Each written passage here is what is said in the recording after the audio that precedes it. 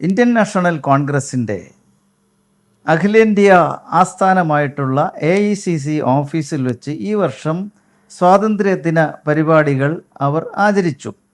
ആ പരിപാടിയിൽ ഒരു മുഖ്യ ഐറ്റം എന്നുള്ളത് വന്ദേമാതര ഗാനാലാപനം തന്നെയായിരുന്നു. പക്ഷേ കോൺഗ്രസ് സ്വാതന്ത്ര്യ സമരകാലത്ത് തന്നെ ആ ഗാനത്തിൻ്റെ ആദ്യത്തെ 2 സ്റ്റാൻസുകൾ മാത്രം പാടിയാൽ മതി, ബാക്കിയുള്ളത് പാടണ്ട എന്ന് തീരുമാനിച്ചിട്ടുണ്ടായിരുന്നു. അപ്പോൾ ഇപ്പോൾ ഇന്ത്യ ഗവൺമെൻറ് ഈ വന്ദേമാതര ഗാനത്തെ ദേശീയ ഗാനത്തിൻ്റെ പട്ടികയിൽപ്പെടുത്തുകയും അത് മുഴുവനും ആലപിക്കണം എന്നുള്ളൊരു നിയമം കൊണ്ടുവരികയും ചെയ്തു. അത് 2026 ജൂലൈ മാസത്തിലാണ്. അപ്പോൾ ഇവിടെ ഈ ആഘോഷം നടക്കുന്നത് ആഗസ്റ്റ് മാസത്തിലാണ് എന്ന് പറയുമ്പോൾ ഈ നിയമം നിലവിൽ വന്നതിന് ശേഷം എന്നർത്ഥം. അപ്പോൾ ഈ വന്ദേമാതര ഗാനം ആലപിച്ചപ്പോൾ ഈ ആലാപനം നടത്തിയവർ 2ാമത്തെ സ്റ്റാൻസ കഴിഞ്ഞ് 3ാമത്തെ സ്റ്റാൻസയിലേക്കും ആലാപനം നീണ്ടു, 4ാമത്തെ സ്റ്റാൻസയിലേക്കും ആലാപനം നീണ്ടു. അപ്പോഴേക്കും സോണിയാഗാന്ധിയുടെ സമനില തെറ്റി. അവർ കൈകൊണ്ടും കണ്ണുകൊണ്ടും ഒക്കെ പല ചേഷ്ടകളും ആംഗ്യങ്ങളുമൊക്കെ കാണിച്ചു ഇത് നിർത്താനായിട്ട്. പക്ഷേ നിർത്തിയില്ല. ആ ആലാപനം പരിപൂർണമായും നടന്നു. വന്ദേമാതര ഗാനം പൂർണ്ണമായിട്ടും ആലപിക്കുകയും ചെയ്തു.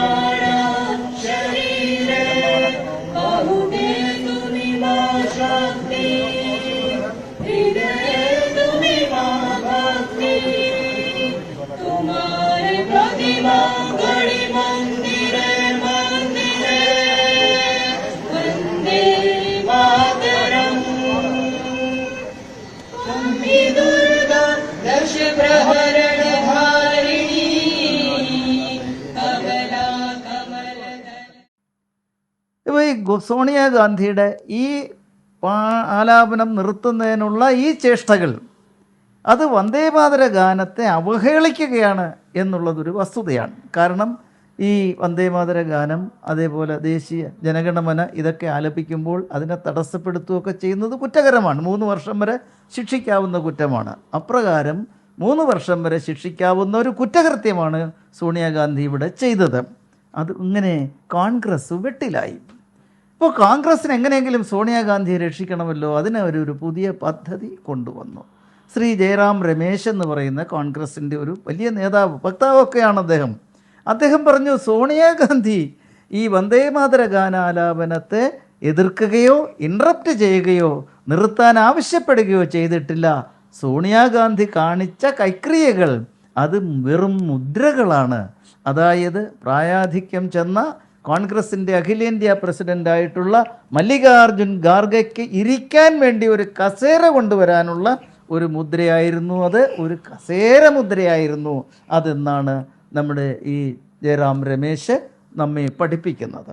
അപ്പോൾ എനിക്കിപ്പോൾ ഓർമ്മ വന്നത്, പണ്ട് സ്വാമി വിവേകാനന്ദൻ കേരളത്തിൽ വന്നപ്പോൾ അദ്ദേഹത്തിന് ചിന്മുദ്രയെക്കുറിച്ച് കൂടുതൽ അറിയണമെന്നുണ്ടായിരുന്നു.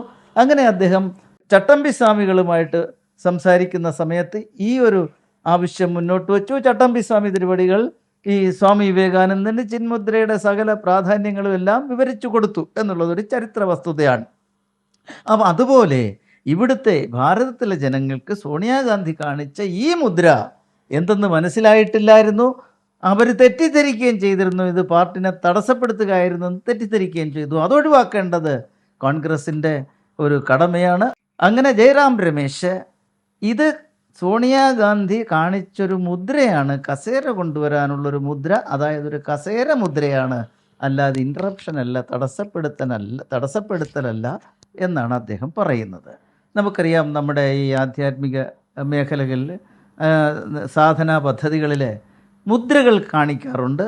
പൂജാതി കർമ്മങ്ങൾ ചെയ്യുമ്പോഴൊക്കെ മുദ്രകൾ കാണിക്കുന്നത് നമ്മളെല്ലാവരും കണ്ടിട്ടുള്ളതാണ്. അങ്ങനെ 12 മുദ്രകളാണ് ഉള്ളത്. അതിൻ്റെ ചിത്രങ്ങൾ ഞാനിവിടെ കാണിക്കുന്നതാണ്. പക്ഷേ ഇപ്പോൾ എന്ത് പറ്റിയെന്ന് ചോദിച്ചാൽ നമ്മളെല്ലാം ഭാഗ്യവാന്മാരും ഭാഗ്യവതികളുമായിരിക്കുന്നു. നമുക്കൊരു മുദ്ര കൂടി അധികം കിട്ടിയിരിക്കുന്നു, അതായത് കസേര മുദ്ര. നമ്മുടെ സോണിയാജി അവതരിപ്പിച്ച് നടപ്പിലാക്കിയ കസേര മുദ്ര. നമുക്ക് ഈ ഉദയനാണ് താരമെന്ന് പറയുന്ന സിനിമയിൽ ജഗതി ശ്രീകുമാർ നവരസങ്ങൾ അതിഗംഭീരമായി മുഖത്ത് വരുത്തി കാണിച്ചു. എന്നിട്ട് അദ്ദേഹം താൻ സ്വന്തമായി 4 മുദ്രകൾ കൂടി കണ്ടുപിടിച്ചു എന്ന് പറഞ്ഞുകൊണ്ട് 4 മുദ്രകൾ കൂടെ കാണിക്കുന്നു. അതേപോലെ ജഗതി ശ്രീകുമാറിനെയും കടത്തി വെട്ടിക്കൊണ്ട് നമ്മുടെ സോണിയാജി ഒരു മുദ്ര കൂടി സ്വന്തമായി കണ്ടുപിടിച്ച് അവതരിപ്പിച്ചിരിക്കുന്നു. അതൊരു വലിയ ഫംഗ്ഷനിൽ വെച്ച് അവതരിപ്പിച്ചിരിക്കുന്നു. ലോകം മുഴുവൻ അത് കണ്ടു.